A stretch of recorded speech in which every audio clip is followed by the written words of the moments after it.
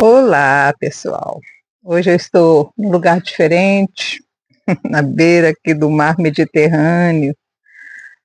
Então, tem uns pescadores, eu sei se eles ainda estão ali, tem uns pescadores bem por ali, eu acho que eles já saíram, já botaram o barco deles em outro lugar.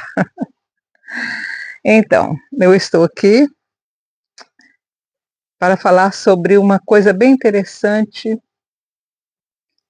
uma das festas de Israel, uma das 3 festas mais importantes de Israel. Israel tem 7 festas grandes, né, mas essas são 3 as mais importantes, que é a Páscoa, Shavuot, que nós chamamos de Pentecoste, e a a festa das cabanas.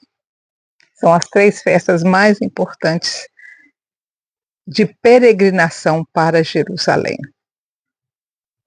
E nós agora estamos aproximando, na quinta-feira agora, dia 21 à noite, começa Shavuot, a festa dos Pentecostes. Shavuot significa semanas. Pentecosté significa semanas. É porque os evangelhos e as cartas foram escritas, na maioria, em grego. E Shavuot, semanas em grego, é Pentecosté. Em português, se fosse traduzido Shavuot, na tradução literal, seria semanas, a festa das semanas. Essas semanas, Levítico capítulo 23, vocês podem estudar sobre a festa das semanas. Por que ela era chamada Shavuot, a festa das semanas? Porque Shavuot significa semanas, tá, gente? Porque da última noite da Páscoa onde era que era comemorado, né, a saída do Egito, a libertação do Egito, se contava 50 dias do primeiro dia depois da Páscoa, se contava 50 dias, e aí seria a festa das primícias, o encerramento da festa das primícias. A festa das primícias, na verdade, começava no Omer, no primeiro dia depois da festa da Páscoa, que no caso da época de Jesus seria no domingo. Então, do domingo da ressurreição, começaria então a contar-se 50 dias até a Shavuot. Então, na verdade, é uma festa judaica. Shavuot, Pentecosté, é uma festa judaica. Os cristãos, ao invés de chamar Shavuot, como era em hebraico, resolveram usar a terminologia grega, Pentecostes. Traduziu para Pentecostes, ou não era Pentecosté.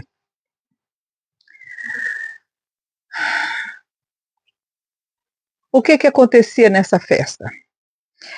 No começo, depois da Páscoa, começava-se a colheita dos grãos. Gente, vamos deixar uma coisa bem clara. Quando se falava na Bíblia, na nossa tradução, fala assim, espigas, a gente imediatamente faz com relação a milho, mas na época o milho não era conhecido. O milho só ficou conhecido pela terra, pela humanidade, depois da descoberta das Américas.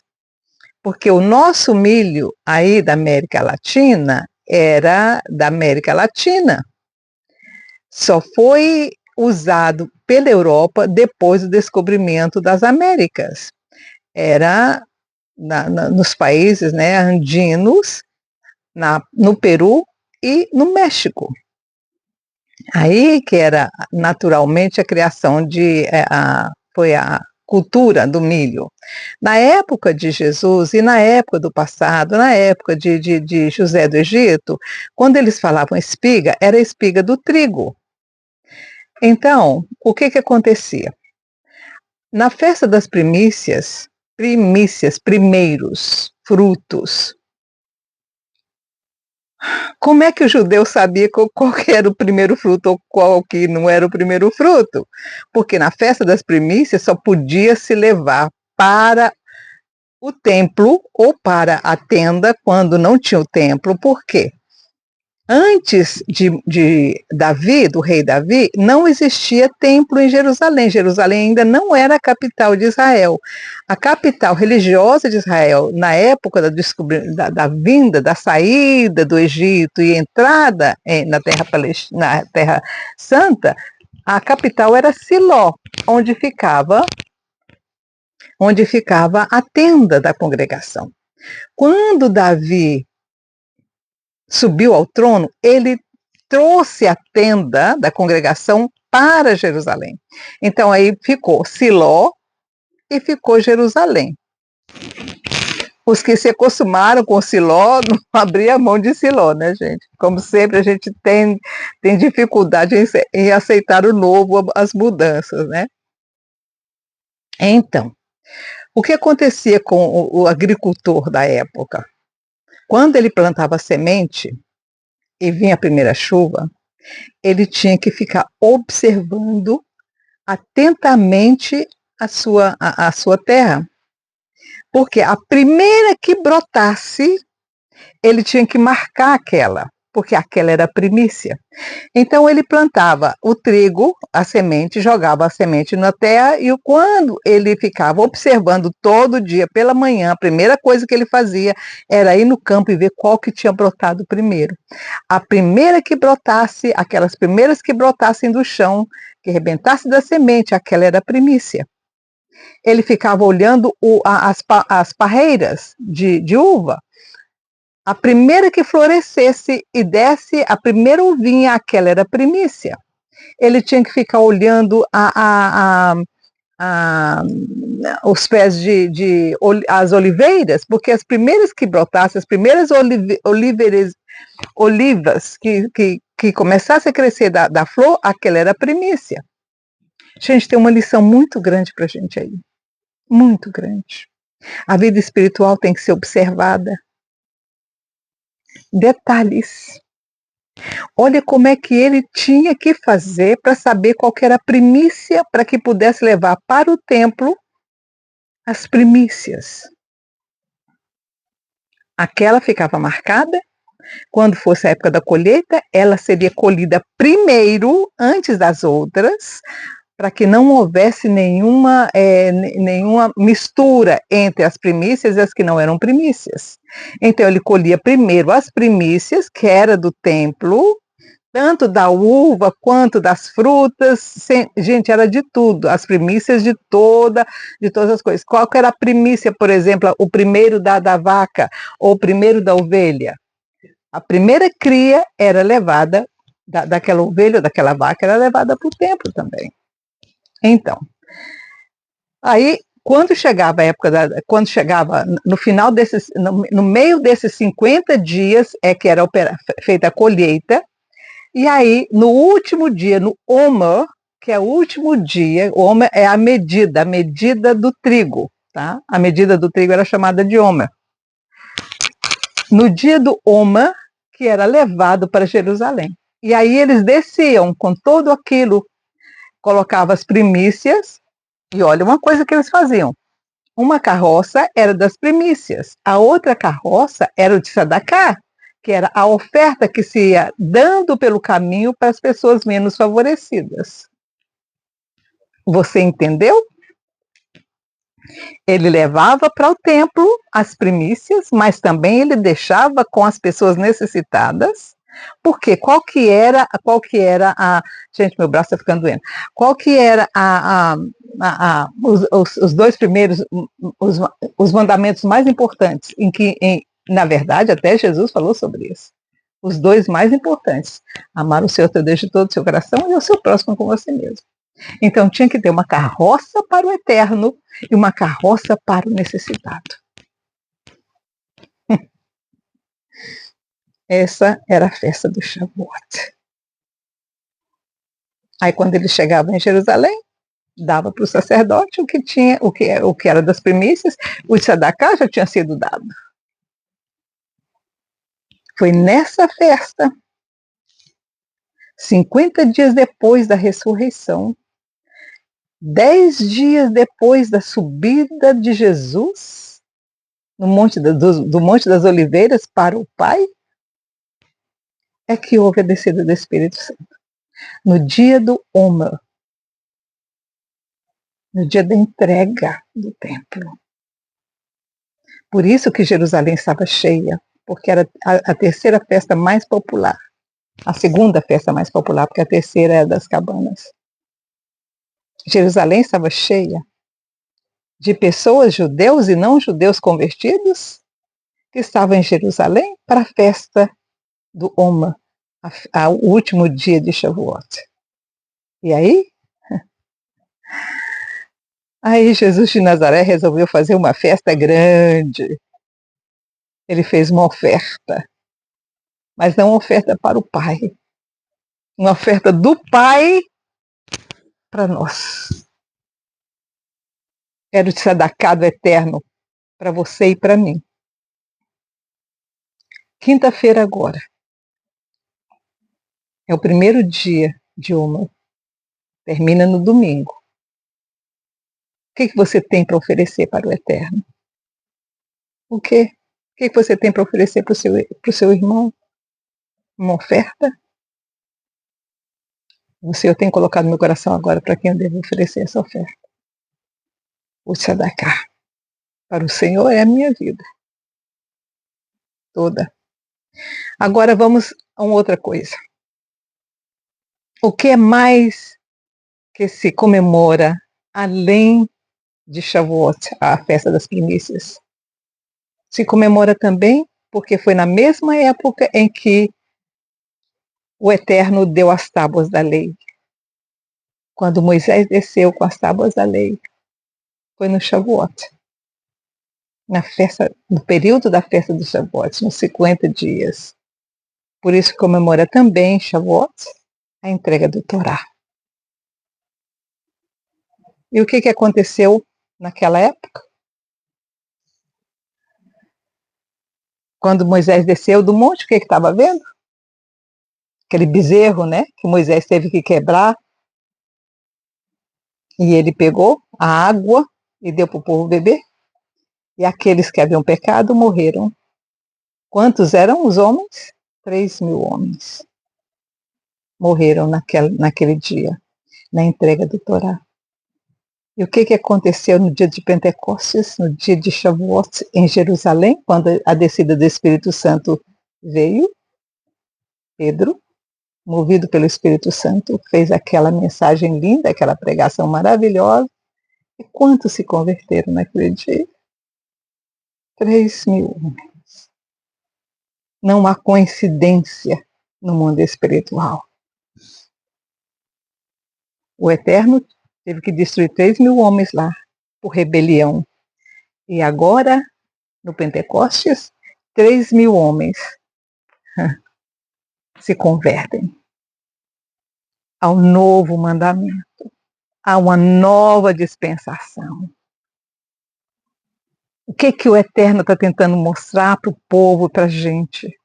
Moisés trouxe a tábua das leis, que nós devemos continuar seguindo, porque todas aquelas leis, as 10 leis, culminam em duas: amar o Senhor Deus e amar o próximo. Todas elas. Se você for olhar uma por uma, todas elas simplesmente falam a mesma coisa. Quem ama o seu próximo não vai cometer adultério. Quem ama o seu próximo não vai matar ninguém. Quem ama o seu próximo não vai olhar para a mulher de ninguém. E quem ama o Eterno vai obedecer aquilo que ele falou. Vai cumprir o Shabat, vai cumprir os mandamentos que ele deixou.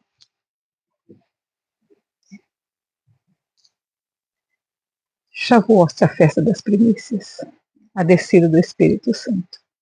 E uma outra coisa que o judeu faz também no Shavuot é ler o livro de Ruth. Por quê? Uma outra coisa interessante que tem no Shavuot. Quando o povo levava a oferta das primícias, ele também levava os pães. E esses pães, gente, todos os pães que eram oferecidos no templo para o sacrifício, ele não podia ser levedado, não podia ter fermento. Mas na festa de Shavuot, o pão que era levado para o sacerdote era fermentado. O que significa isso? Em Shavuot, o Eterno disse: todos os povos vêm a mim. Todos. Tanto o que não usa fermento como o que usa fermento. O que usa fermento é como se fosse os gentios. O fermento significa gentios. Sabia disso? Pois é. Mas na festa do Shavuot, o Eterno disse: o novo mandamento, a nova dispensação inclui todos, inclui judeu e gentio, dentro do templo. Porque a oferta dos pães era levada para dentro do templo. E por que se lê o livro de Ruth? Porque Ruth era moabita. Ela era da tribo de Ló, o sobrinho de Abraão. Ela era considerada gentia, porque não vinha da semente de Isaac. Então, o Eterno está mostrando para a gente que ele usa o gentio também, porque Ruth foi a avó de Davi. Sem o rei Davi, nós não teríamos os Salmos, nós não teríamos Jesus de Nazaré. Você entendeu? Jesus de Nazaré veio de uma semente moabita. Por isso que ele disse: não há gentios e não há judeus, todos são filhos de um pai só.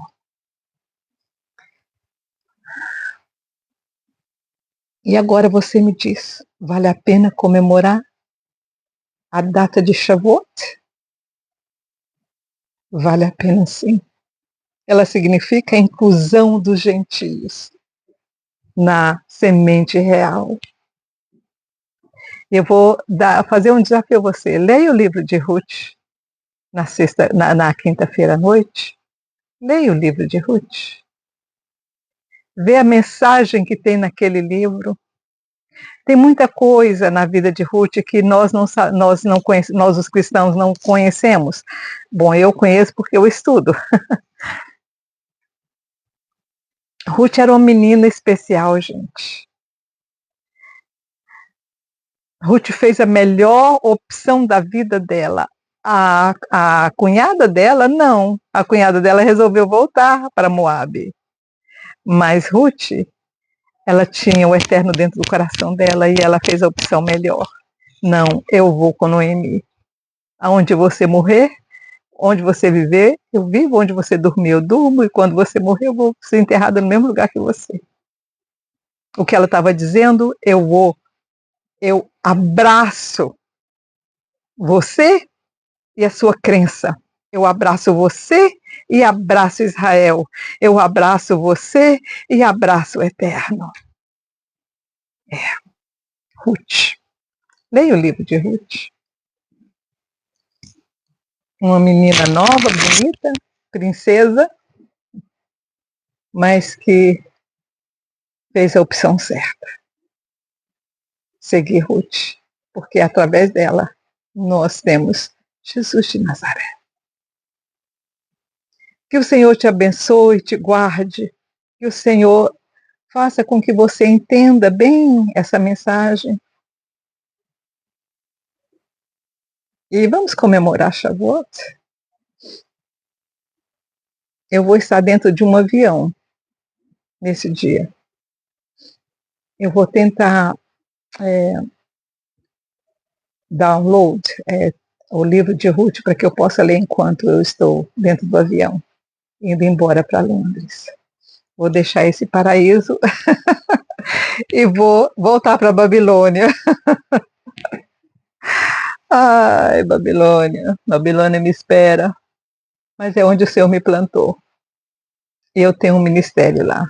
Que o Senhor te abençoe e te guarde, tenha um bom dia. Não esqueça, comemora Shavuot, tá bom? E que o Espírito Santo desça no seu coração, fazendo uma morada eterna e para sempre. E aí que a gente fale como Davi.